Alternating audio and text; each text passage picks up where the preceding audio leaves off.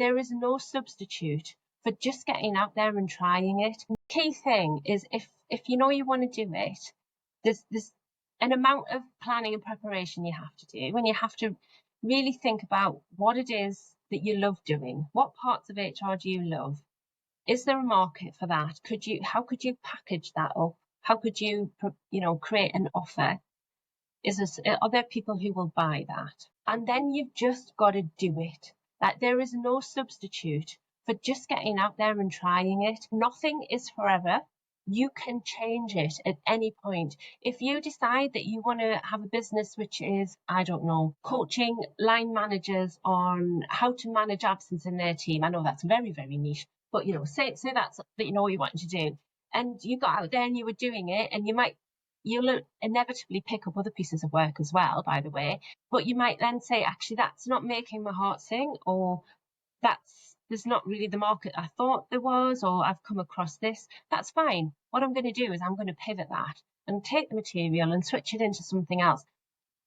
The key thing is to get started, and also be really clear with yourself on your boundaries. When you work for yourself, you will work harder than you have ever worked before. And I know I have this year. And you will sacrifice some family time and some leisure time, but put some boundaries into place and stick to them yourself, because if you don't stick to them, no one else will respect them. You have to respect them too.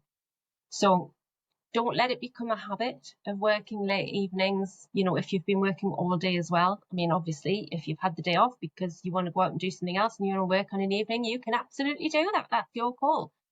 But, don't try and burn both ends of that candle. It will catch up with you. I would say just ask for help as well.